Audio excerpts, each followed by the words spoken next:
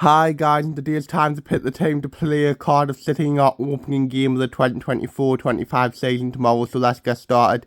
In goal, Anthony Patterson. He obviously starts his third straight season as the club's first choice goalkeeper.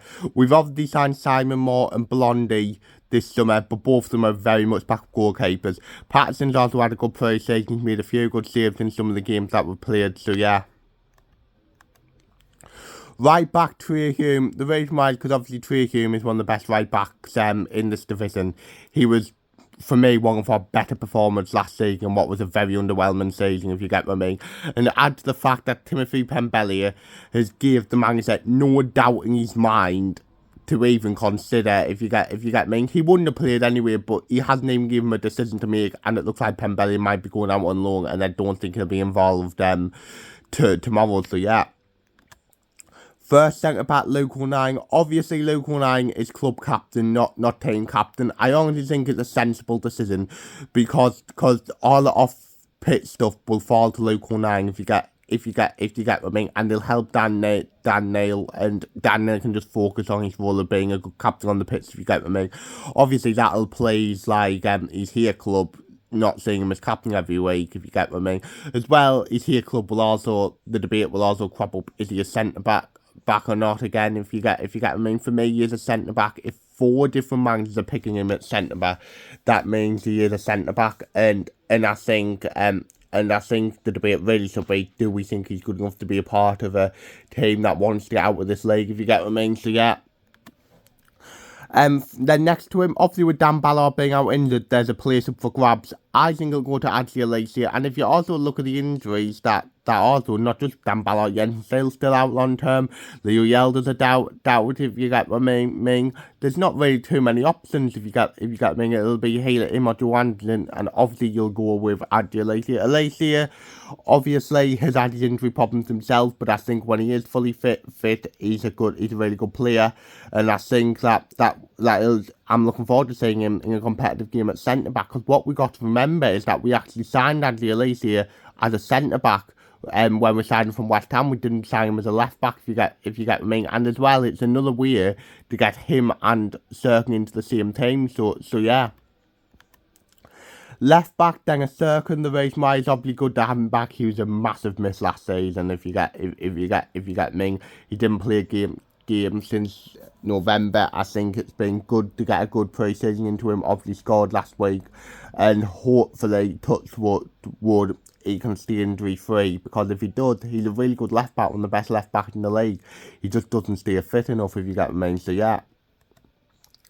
Then first centre mid, our new team captain Dan Neil. The reason why he must be one of the proudest people in the world, if you get me, getting named team captain of Sunderland, the club he supports. If you get me, what an achievement for him.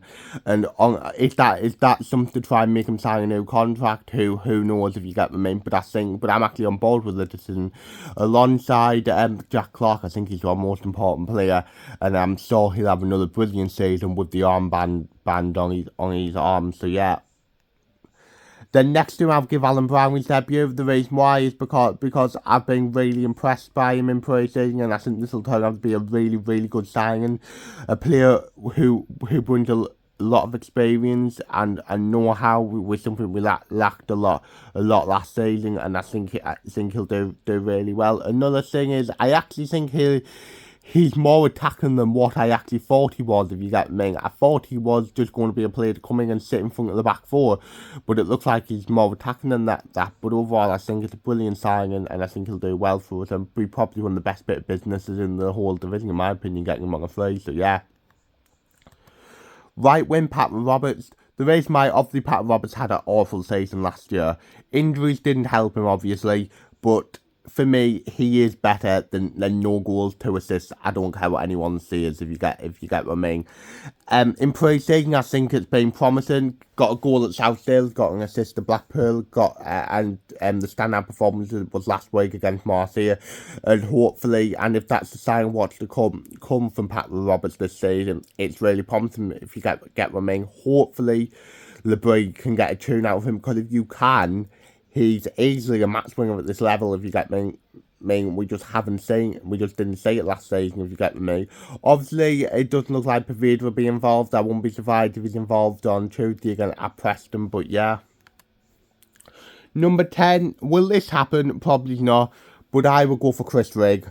The reason why, because I think he'll be very, very unlucky if he didn't start on the opening day. I think he's had a good pre-season. He was the standout against Nottingham Forest in pre-season, if you get what I mean. Obviously, signed his first professional contract in the summer, which was brilliant bit of business by the club.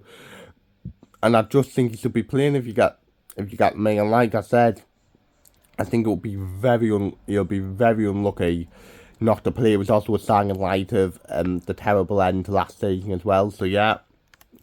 Left wing, he's obviously still here, so I will go for Jack Clarke. The reason why is because I still wouldn't be surprised if Jack Clarke left before the end of the transfer window. But he's still here. He was our best player last season, and I fully expect him to like have another good season this season. Should he stay? If you get me, he's got 15 last season. I think he'll get another 15 easily, if you get me. And it was worrying to think where we would be without Jack Clarke last season. So hopefully, if he does stay, he's not relying on as much, but he can still have a brilliant season. So yeah. And then striker, I will go for Joe Bellingham. I might get battered for that, but it's absolutely ridiculous and embarrassing that this situation still isn't sorted. Our main problem last season, if you get me, I will go for Bellingham over Meanders because I just think Bellingham's the best option, if you get me. Meanders had a promising pre-season and he's definitely made steps forward, but I just think Jobe's the better option, if you get me. So yeah. They're on the bench. I'll go for Simon Moore, Zach Johnson, Joe Anderson, P.R. Ekwa, Ramir Mundal, Abdullah Bar, Adil Chase, Natari Wilson, and Elijah Meander. So yeah, so my score prediction, I'm not expecting an 8 game at Cardiff. I think it'll be a tough start to the season, but I'm going to be positive and predict us to win 1-0 tomorrow, and I'm going to see Jack Clarke will score the goal. So yeah, that's the end of the video. Hopefully you've enjoyed it. Leave your team in the prediction, like in the comments and stuff like that. So yes, that's the end of the video. Hope you've enjoyed it.